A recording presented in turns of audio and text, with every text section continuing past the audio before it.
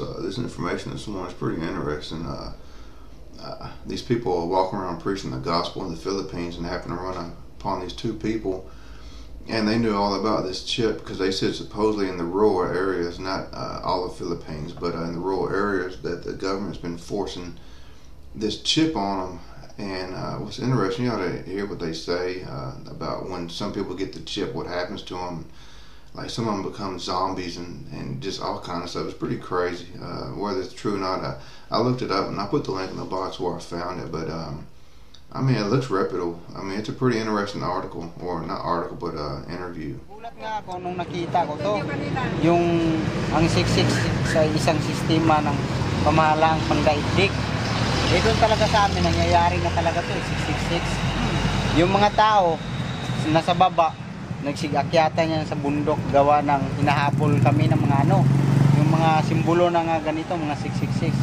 Lahat ng mga tao yan, bawat mahuhuli, meron silang tinatatak na parang bigas lang siya tapos sa loob doon talaga, makikita mo talaga, tapos bawat ng nila dito, may simbolo talaga dito sila, 666 dito sa kaya simula noon, lahat ng mga tao doon sa amin nagsigakyatan sa bundok, yung iba lumuwas na rito. Taga saan po kayo, kuya? Yung talaga namin Negros, Cebu. Sa Negros, yung probinsya ko. Yung asawa ko taga Cebu. Doon kami nagkita-kita sa Cebu, gawa ng nagtrabaho ako ng baker, panadero. Doon kami nagkita-kita. Yung sa ibang mga tao na kagaya niya, wala pang kaalaman sa ganito. Sa ngayon pa lang, masasabi ko talaga itong simbolo na to ay totoo talaga.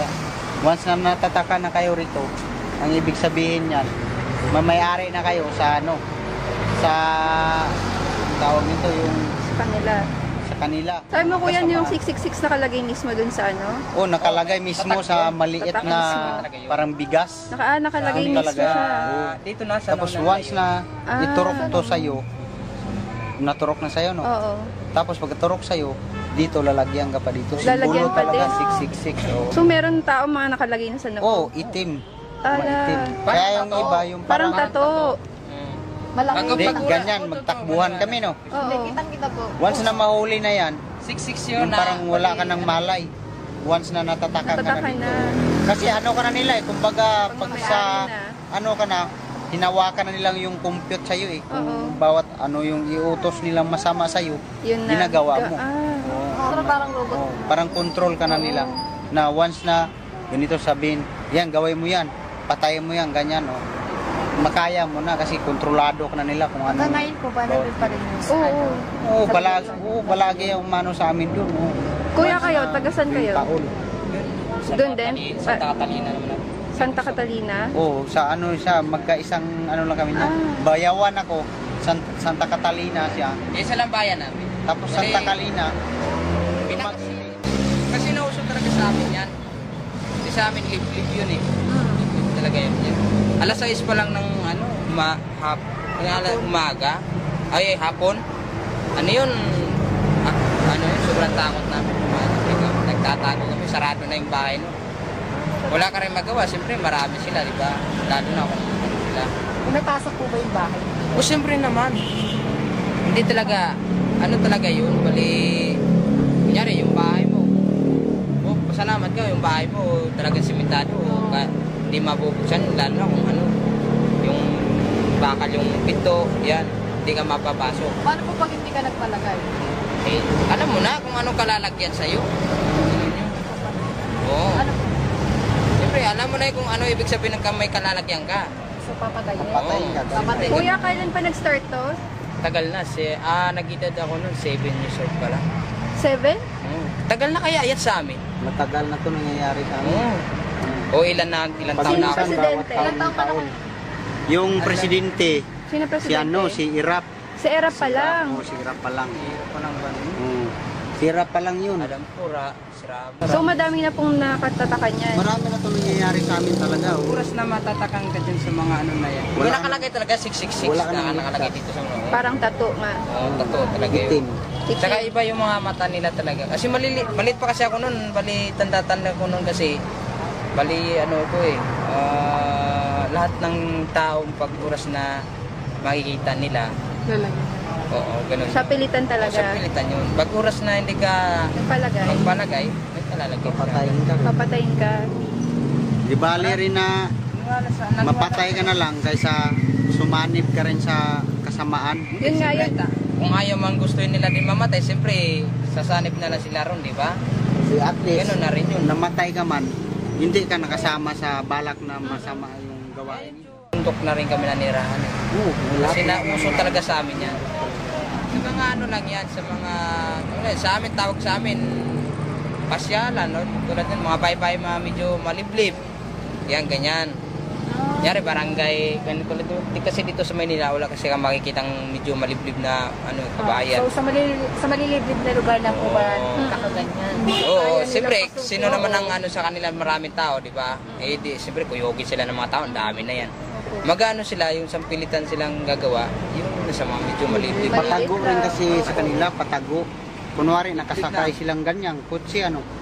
Mamaya-maya, pero makikita ang tao, bigla hintuan. Kukunin na. O, siyempre, makikita mo talaga yun.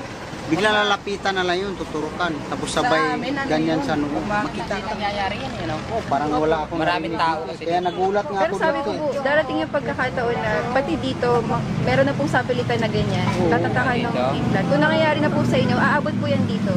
Kaya nga po, Taga saan po ganyan ba eh. kayo?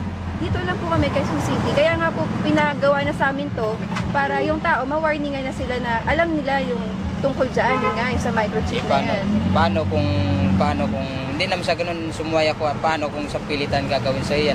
May papalag ka ba? Eh, siyempre sila mayroong mga dala. Mas maganda na kung mamatay ka kasi gumawa ka ng kasalanan. Kasi pag dating sa paghuhukom kay God, kasalanan pa rin yung ginawa mo. Hindi, ganito na lang po yan. Basta ay ano nyo na lang, talagang kay Jesu Cristo. Sigaw na lang yung pangalan ni Jesu Katoliko kayo? Cristo. Hindi po. Walang reliyon. Basta sinasampalatayaan namin sa Jesu Cristo. Yun lang po. Kasi Pangalan lang niya. kasi sa ano kasi yung sa akin hindi pa nangyari sa mga akin na mga ganyan. Pero ganyan talaga, naniwala ako diyan. Hindi ako sa lahi namin hindi pa natatakan ng ganyan. At least parang patotoo lang po ito dito sa Quezon City, sa Maynila, na nangyayari po. Kasi nangyari na sa inyo. Sabagay, kasi nangyari sa amin yan, hanggang dito mangyari. Opo, mangyari talaga yan. Katatagalan yan. Opo. Sa Amerika, ginagamit yan, tagpapatatak sila para lang sa ospital. Kunyari, wala ka nang bibigay ng mga papeles. Oo, Yun na ganun lang, na. oo. Yun nga Hindi yun sa pilitan parang Oo. kusa yun. Na hindi nila alam yung kapalit nun, masama pala. Pero alam mo kuya, nasa Biblia yan. Nasa Bible yan. O siyempre naman. Na, At naman. naman, makikita mo dun lahat. Yun. Tama ka Doon mo dun, sa kuya. makikita. Kasi siyempre sa lahat ng ginagawang Bible, lahat yun nandoon. Amen. Salita yun ng Diyos di ba? Oo, nandun. Pinaunan na niya yun nanay para Kaya- paalalahanan yung mga tao sa mga mangyayari. Para maging handa yung mga tao. Oo. Tama. Sino naman di maniniwala sa Biblia? Sabi na natin kung di Diyos ang niyan. Pero ang bali nakakatulong sa Biblia talaga yung marunong parang aral. Ganun. Tama. Malalaman mo kung ano. Hindi lang aral kuya, sinasabi doon kung ano yung mangyayari. Oo, yun Sa nga. Revelation, di ba? Sa Pahayag, Apokalipsis. Oo, Diba? namin. Marami akong naano dyan. Yung sinasabi nga na iba, hindi totoo yan. Kasi hindi nila nakikita. Oo. Talaga yan. Nakita ko talaga sa dalawang mata ko na ganyan talaga. May tatak talaga sila sa noo. Ano yun? 3-6 yun. 666 Oo, talaga. 3-6 yun nakalagay dito. Parang tato na nilalagay nila. Tato. Hindi namin akalain na literal pala, no? Akala namin Nakita parang ko nga ano to lang eh. Sabi ko, simbolo ng 666, nangyari Yan na to sa pala. amin. Kaya nga sinabi ko sa kanya, di ba nangyari na to sa amin? Sa atin, sabi ko sa kanya.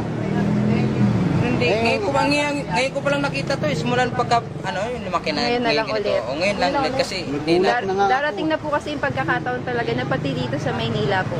So ganito kuya, diba nakasaad yan? Alam mo po babalik na si Jesu Cristo. Nangyayari na yung mga yan. Alam niyo po, yung nangyayari niyan patunay kayo. Nakasaad yan sa Biblia po, na pag nangyayari na yung mga yan, sabihin malapit na yung pagdating niya. Na ano niyo po yun? Nabasa niyo na yun? Ikaw kuya, Yan, nabasa mo na yun? Babalik si Jesu Cristo dito? yan, hindi ko pa na. Hindi mo pa na ano. Pag siya bumalik dito, yung mga corrupt na ngayon na nangyari, di ba yung corrupt yung mga gobyerno natin eh. Oo, corrupt. Corrupt, masasama yung mga tao, di ba? pag siya na yung namuno dito, lahat yan tanggal na. Oo, Wala na. So, ano yung mas gugustuhin natin na pamumuhay? Di ba mas gugustuhin na natin yon, yung ganyang pamumuhay na okay na lahat, hindi na kayo maghihirap ganito, di ba? Tahimik. Oo. So, ganun, alam natin na babalik na siya. Ano yung dapat nating paghahanda na gawin ngayon habang nag-aantay tayo sa pagbabalik niya? Inaasam natin yung buhay na mas maganda. Ano yung sa tingin nyo dapat nating gawin habang inaantay pa natin yung ganyang mas magandang buhay? Siyempre, pag-iingat na lang yun. Ingat. Mag-iingat ka, Tsaka, magdadasal. Dadasal, Oo. di ba? Ganun na lang. Para mas maging mas malapit tayo sa kanya, 'di ba? Yung mga kasalanan natin dapat ihingi na natin ng tawad. Kasi darating na siya 'di ba? Nakaya naman kung ano pinagbayaran na nga niya yung mga kasalanan natin eh. So, kahit pinagbayaran niya na, importante basta may magagawa tayo, lagi pa rin tayong hihingi ng tawad. Tsaka gaya nga na sabi ni Ate Lenita noon, ay, ano daw, 'di ba? Paggising, pagtulog, dasal agad. Yun lang po. Wala po po itong relihiyon, walang simbahan. Pinag-uusapan lang natin dito si Jesucristo, yung pagdating niya at yung pamumuno niya dito nang wala ng kasamaan. Na yun yung hindi alam ng karamihan ng tao. Akala ng tao pag namatay na, tapos na, ganun. Hindi alam ng tao yung kahirapan dito may katapusan. Diba? So yun po, kaya kami dinadala sa inyo para ibigay sa inyo yung ganung pag-asa na hindi lang po ganyan yung buhay nyo, may buhay na mas maganda na nag-aantay kay Jesucristo. Yun po. Okay po tayo doon. Kuya. Salamat po, salamat. Salamat, Kuya. Kuya, ano pong pangalan nyo? Marvin. Kuya Marvin. Si Ate Lenita. Hi. At si Kuya Rowel. Hello. Salamat.